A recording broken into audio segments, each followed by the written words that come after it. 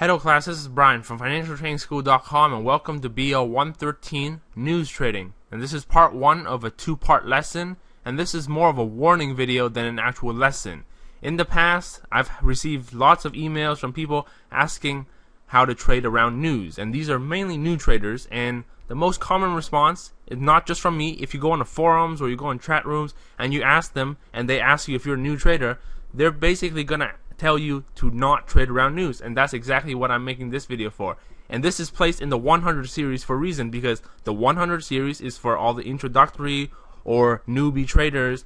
So if you're watching this and you're a new trader, my advice to you is to avoid trading around news or data release. The reason being is because news trading is at times very volatile, so unless you're experienced, you most likely won't know how to trade it properly. And here's the flaw for new traders.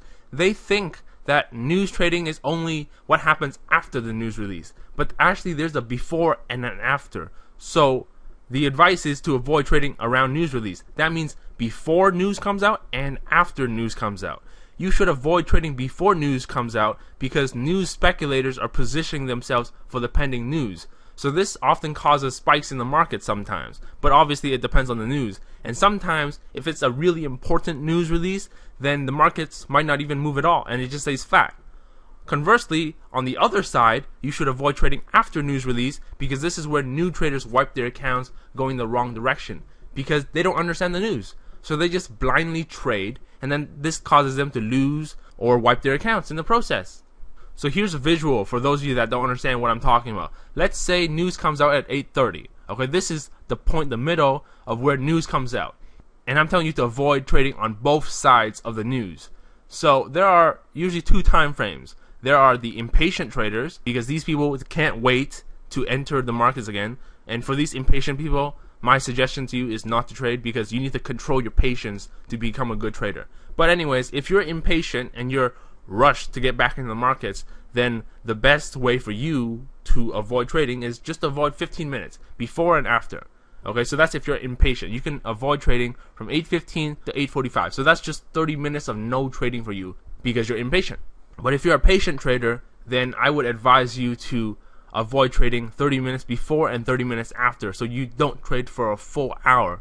Because before it's just speculation, and afterwards it's just the price spikes from the new traders or the people that are taking advantage of the new traders and just taking their money. So avoid trading before and after.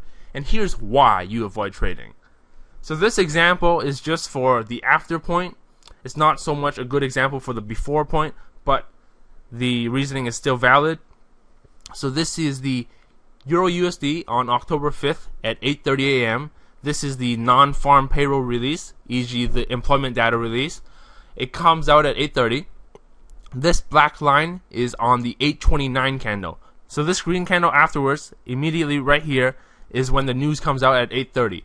So here's a problem when you're trading news for binary options and you're trading for either short expires or even long expires. It doesn't matter, because this is in real time. So when you're looking at this example, this is obviously in hindsight. It already happened, so you can clearly tell when to not enter the trade and when to enter the trade. But when you're trading this in real time, it's hard if you don't understand what you're doing. Because let's just walk through this. So let's say it comes out at 8:30, and sometimes depending on what news site you're using, they might lag, so there might be a delay because there's a rush of people trying to check out the news. It might come out a minute late, or it might come out 2 minutes late. So let's just walk through this. So let's say it comes out on at exactly at 30 minutes. So this green candle, you'll notice that there's a bottom wick and there's a top wick up here. So depending on how you gauge the news, you might think the market is either going up or down. If you're a new trader, you notice that it's a green candle, so you're just going to place a call. For instance, say either in the middle or at the end or at the bottom. At the bottom would be great, but let's say you place it all the way up here at the top there, and you place, say, a 10-minute or 15-minute expiry. So let's just keep going. Next one, it goes up green again, all the way up to there, same point as before almost. And then the third candle goes all the way up to here. So at this point, you're feeling pretty good because you placed a call thinking that it would go up. Now, the next candle is red. It goes down. Then you're starting to question yourself. And then the green candle afterwards, notice the bottom wick, it goes all the way down to here. So within 5 minutes, and I did pick an extreme example for this, it went from all the way up to there, and all the way down to here. And based on the charts that I saw, this was about a 40 pip range, I believe. So within 5 minutes, it moved 40 pips up and down. So at this point, you're wondering, did I place a wrong trade? Because you placed a call hoping that it would go up from here, but then it's actually down here now. So you're like, oh, am I going to lose this trade? Maybe you hedge yourself. You place a put. But look, it never came back down. So you would have lost this one. This one, let's see if you would have won. So we went for, say, the 15-minute expiry mark. So this is the 5th candle. The red is a 6, 7, 8, 9, 10, 11, 12, 13, 14, 15. 15 is this red one right here. You might have won depending on where your entry was. If it was near the top, then that would be really close.